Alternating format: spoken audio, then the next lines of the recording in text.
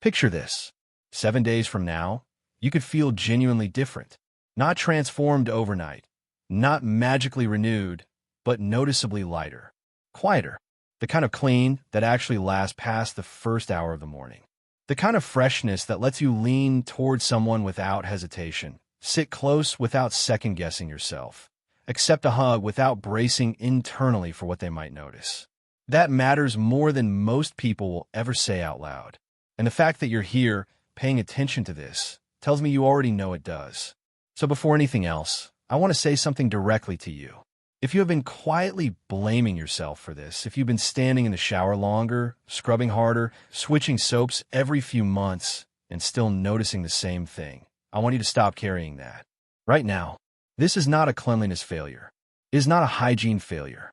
It is not a character issue of any kind. There are people who shower twice a day, every day, using perfectly good soap, and they still notice this. If that sounds like you are not imagining it, and you're not failing. What's happening in your body has a name, a mechanism, and a very clear explanation. And once you understand it, the whole problem shifts from something shameful and mysterious into something manageable and predictable. That shift is everything. So let's talk about the chemistry first, because the chemistry is actually the key that unlocks the whole picture. Around the age of 40, and often more noticeably after that, the skin's natural antioxidant defenses begin to operate less efficiently. This is not the body breaking down. It is the body changing. The balance shifts. And on the skin surface, certain fatty compounds become more susceptible to a process called oxidation. When that oxidation happens, it produces a specific molecule. Researchers have studied it in detail. It has a very particular character, waxy, faintly grassy, stale in a way that reminds some people of old paper or a room that hasn't been opened in a long time. What makes this molecule so persistent, so stubbornly resistant to ordinary washing, is a single chemical property. It is lipophilic. That word simply means it binds to fat rather than water.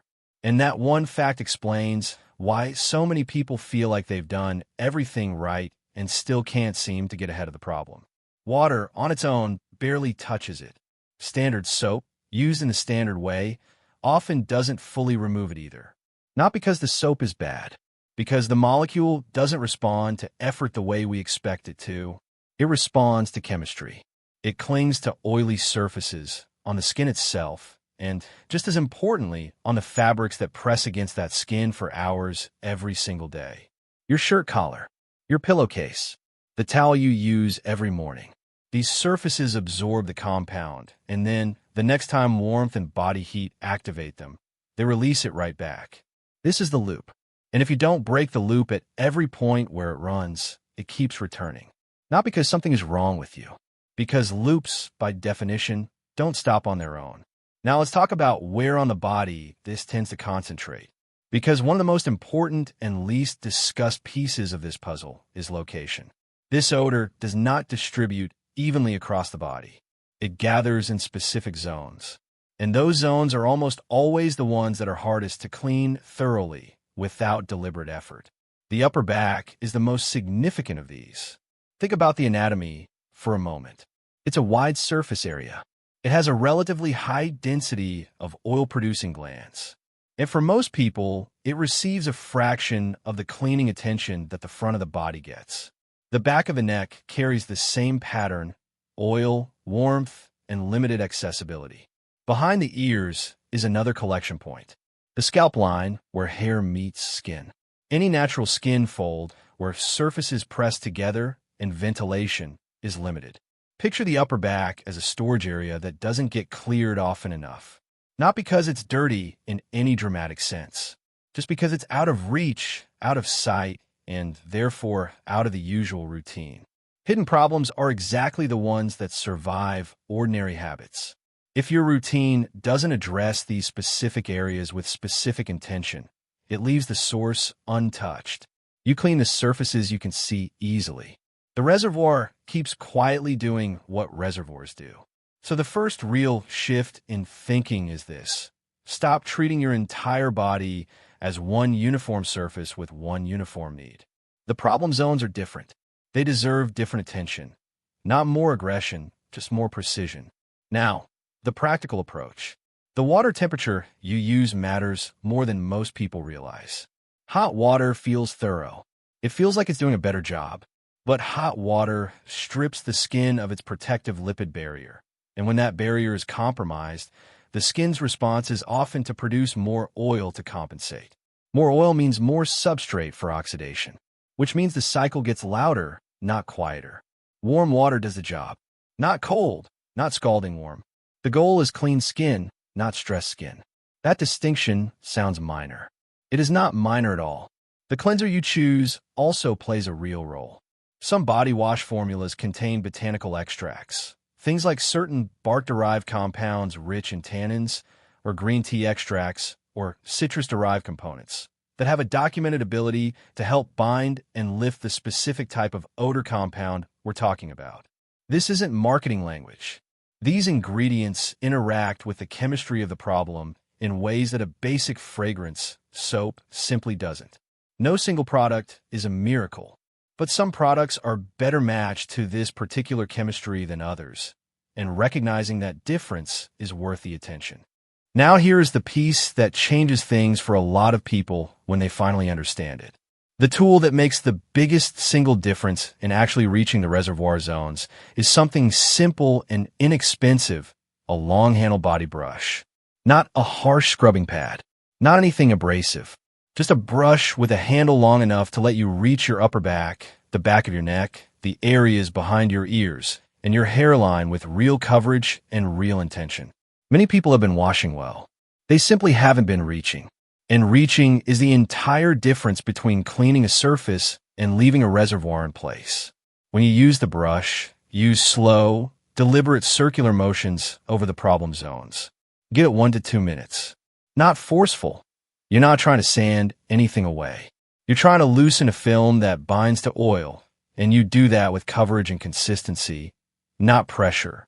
Upper back, the back of the neck, behind the ears, the hairline, and any skin fold that tends to stay warm and close. After the wash, rinsing thoroughly matters. But what comes right after rinsing is underestimated almost universally: drying. Damp skin, especially in folds and creases, creates exactly the environment where odor compounds can persist and where secondary skin issues could develop. Use your towel with intention. Pat the reservoir zones well. Don't rush past them. Don't leave the back of your neck damp because you were in a hurry. That drying step closes a loop that a lot of people leave open. And a brief but important correction for anyone who has been going harder, because harder felt more effective. Stop. Overscrubbing damages the skin barrier. A compromised skin barrier makes the underlying problem worse, not better. The skin becomes reactive. It produces more oil. It becomes more sensitive. You end up fighting the very system you were trying to calm. Consistency and precision outperform force every single time in this situation. If your skin feels tight, raw, or irritated after washing, that's a clear signal. The water is too hot, the cleanser is too harsh, or the pressure is too heavy. Adjust, don't push through. After the shower and thorough drying, a light moisturizer can be genuinely helpful, but the emphasis is on light. Heavy, occlusive products can trap residue and work against you here. A thin layer of something that supports the skin's natural environment without suffocating it is the goal. If the formula contains antioxidant-oriented ingredients, vitamin C, vitamin E, or similar compounds, that can offer an additional layer of support since the underlying chemistry involves oxidation. The goal isn't fragrance. The goal is supporting a healthier skin environment that produces less of the problem in the first place. Now for the fabric layer. This is the part of the system that people most often skip, and it's the reason why the problem seems to return mysteriously even after a shower that felt thorough. Fabrics are not neutral. Shirt collars, the back panel of a shirt, pillowcases, bed sheets, towels. These absorb the same odor compounds that collect on the skin. When they're warm and in contact with the body again, they release those compounds back. The loop reasserts itself. Washing clothes and bedding regularly is essential, but there are small additional steps that help. Adding a small amount of white vinegar to the rinse cycle can help lift oily residue from fabric in a way that standard detergent sometimes doesn't fully accomplish. A scoop of baking soda added to the wash cycle can help neutralize odor compounds embedded in fibers. Neither of these is a magic solution. They're practical chemical assists. Always follow the care instructions on the fabric, especially for more delicate materials. The collar and neck seam of shirts and the pillowcase that contacts the back of your neck are the two most important fabric targets. If your skin is clean but the odor keeps returning quickly, check those surfaces first. That's almost always where the answer lives. Now let's pull the picture wider, because the skin and fabric are only two parts of a three-part story.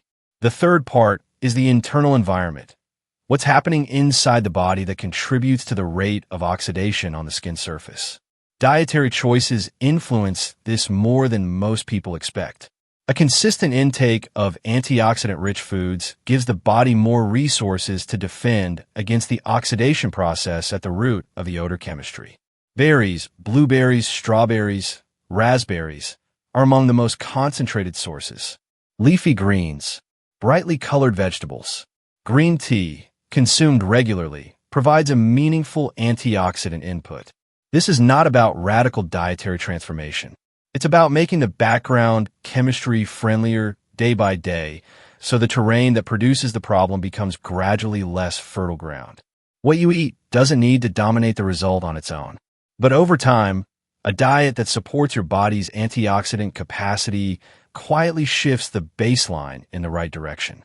And when the baseline shifts, the odor softens. Not because of any single food, because of a sustained internal environment that's working with you instead of against you. Sleep and stress carry more weight here than most skin-related conversations ever acknowledge. Chronic stress changes hormonal patterns. It alters the quality and depth of sleep. Disrupted sleep interferes with the body's natural overnight repair and recovery processes, including the way the skin regulates itself. When the body is running on a sustained low-grade stress signal, it shows up in the skin's chemistry. That's not a moral judgment. It's a biological pattern.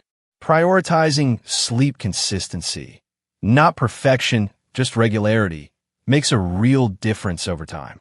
Deliberate movement throughout the day. Time outdoors. Conscious breathing. These aren't glamorous recommendations. They are, however, reliable ones. And reliability is what you're actually looking for here, not novelty. One more practical rhythm that many people find genuinely useful. Treat morning and evening differently. In the morning, give a reservoir zones the full focused routine.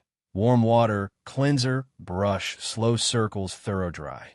In the evening, if you've been physically active or the day was warm, a brief focused refresh of those same zones can prevent the compound from setting deeply into the skin overnight. Change or refresh the fabric in contact with those zones regularly. Rotate shirts more frequently than you have been. Change the pillowcase at least twice a week.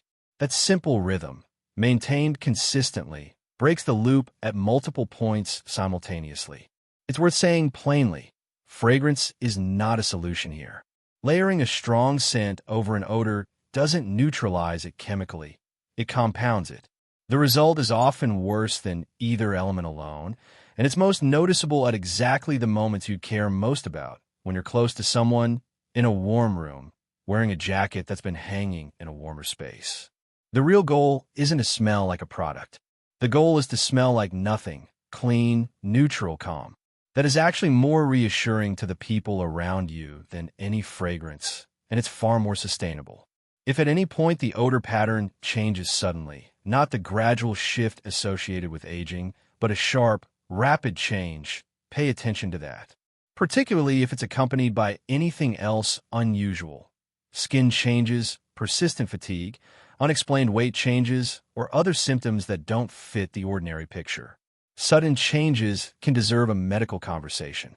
If you have an existing condition, diabetes, thyroid irregularity, liver function concerns, keeping your clinician in the loop about any notable changes in body chemistry is simply sensible. This isn't cause for alarm. It's cause for awareness. A simple 3-day test is the most direct way to understand whether this system is working for your specific body. For 3 consecutive days, apply the full routine once daily. Warm water, the right cleanser. Long handle brush on the reservoir zones for 1 to 2 full minutes. Thorough rinsing and thorough drying. Light lotion if your skin accepts it. Then change or refresh the fabric touching those zones. Collar, pillowcase, towel. On those same 3 days, add antioxidant-rich foods to your meals consistently. Nothing extreme. Varies with breakfast, leafy greens at some point, green tea if you like it. Don't judge after the first session. Evaluate the pattern after 3 days. That's a long enough window to see whether the loop is beginning to break, and it's short enough that it doesn't feel like an indefinite commitment. If the pattern is improving, continue. If something needs adjusting, gentler cleanser, softer brush pressure, different timing, adjust. This is a responsive system, not a rigid protocol. The goal is a routine that fits your body and your life, applied consistently enough to change the baseline. Because here's what this is really about, underneath all of the chemistry and the practical steps. It's about moving through your life freely, sitting close to the people you love without a quiet internal calculation running in the background, accepting a hug from a grandchild without bracing, settling into a chair in someone's home without wondering what you might leave behind, leaning in for a conversation without managing your distance. That freedom is worth pursuing, not in the name of vanity, in the name of ease, of presence, of being fully in the room rather than half outside it. A chemistry problem has been quietly shrinking some people's lives, pulling them back from closeness by small degrees. That's too much power to give a molecule, and it doesn't have to stay that way. Your body isn't broken. Your chemistry is shifting the way all bodies shift across time. That's not embarrassing. That's biology. Your task isn't to pretend the shift isn't happening or to punish yourself for it. Your task is to adapt intelligently, with accurate information and a practical system that addresses the actual mechanism rather than the surface appearance of the problem. Warm water, the right cleanser, a long handle brush that finally reaches the hidden zones. Slow, deliberate circles where the reservoir lives. A thorough dry, a light layer of skin support. Clean fabric in the right places, refreshed regularly. Antioxidant-rich food as steady background support. Rest and a calmer nervous system as the internal foundation. That is the whole system. Not complicated, not expensive, not dependent on any single miracle product. Dependent on understanding the loop and interrupting it at every point where it runs. Do it for 3 days with real attention. Notice what changes. Adjust what needs adjusting. Then keep going, not because perfection is the goal, but because consistency is how chemistry actually shifts. And when it shifts, when you stop wondering, stop managing your proximity, stop bracing for the hug, you'll understand exactly why it was worth the attention. Because closeness matters, and you deserve to have it back without reservation.